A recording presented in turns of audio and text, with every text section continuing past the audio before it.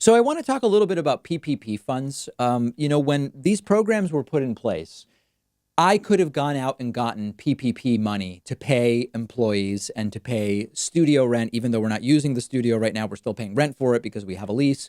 But when this opportunity was presented to me, I kind of thought it through and I realized we are getting hit because of the virus. A lot of people are canceling memberships.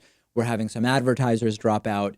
YouTube revenue is down, but we're not really that affected. Like if I was a restaurant that was closed, my revenue has just gone to zero. So I decided there's limited money.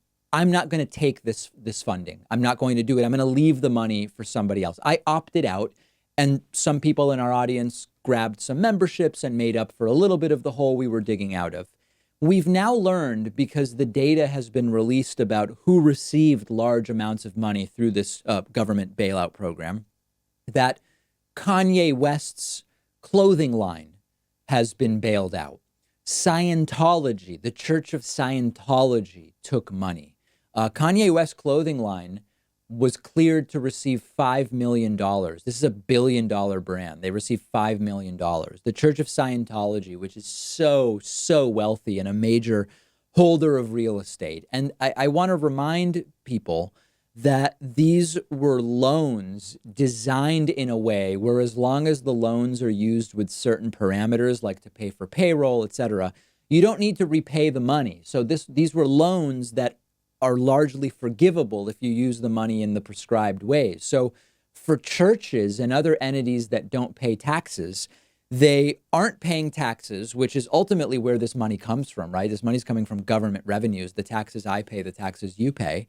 And they are taking that money, American citizen money, and then they are receiving it and they're never going to have to pay it back. And the example, I mean, there's so many examples. I could spend all day just giving you examples. The Soho House, which is a membership club controlled by a billionaire named Ron Burkle, they got loans between $9 and $23 million. They applied for a bunch of loans. They have different locations in Miami Beach and Chicago and New York, et cetera. More than 400 country clubs and golf resorts got PPP money. The Ayn Rand Institute, which is all about Ayn Rand's philosophy about self-sufficiency and not depending on governments. The Ayn Rand Institute, who we've done work with, we've interviewed people from the Ayn Rand Institute, and I've moderated some debates. They took money. Remember, Ayn Rand was against depending on government, but received welfare benefits. The Ayn Rand Institute, which espouses her ideology, also got PPP bailout money. So there's a few different things here. Number one, this is why we need oversight, and this is why they didn't want oversight. All the billionaire developer Joe Farrell, who builds mega mansions in the Hamptons, got a PPP loan of somewhere up to $1 million.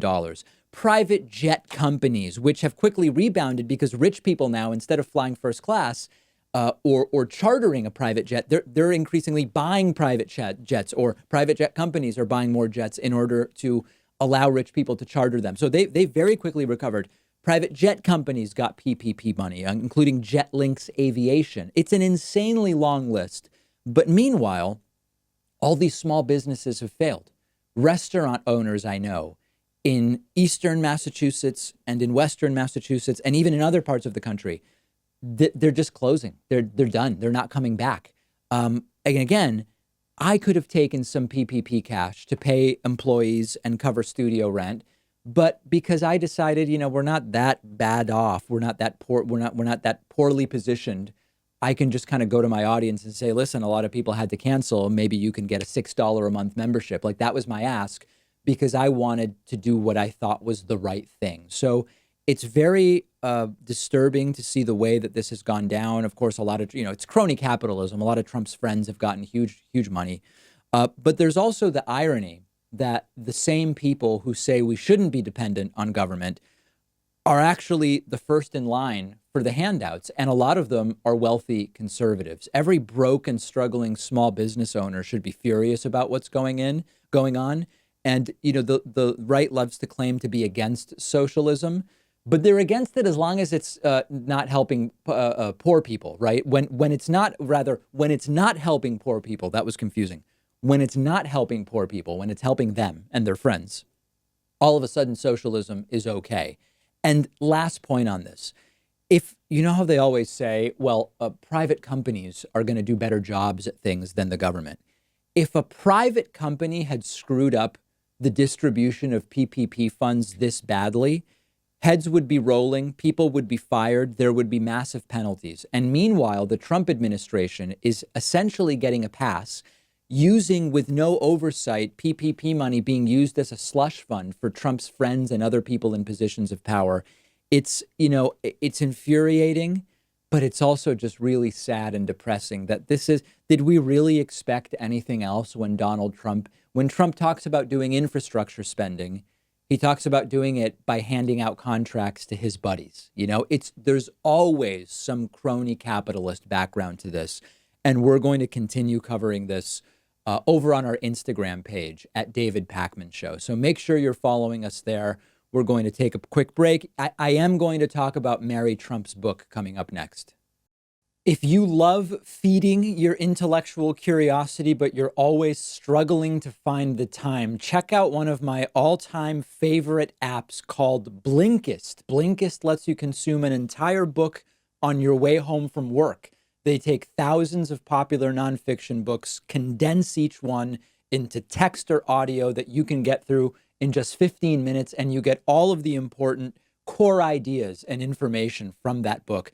It's perfect if you don't have enough time to do all the reading you want to do, or if you just want to sample a book before you buy the entire thing. I recently read A Brief History of Time, of course, by the great Stephen Hawking. This is a book that I have been aware of for so long, and other things got in the way, and it was fantastic to check it out on Blinkist. Blinkist has books on politics, philosophy, science. They have 27 different nonfiction categories, and a subscription is only about $8 a month, and you get the entire library. But you can try it totally free and get 25% off a subscription when you go to Blinkist.com/Pakman. I've put the link right underneath this video.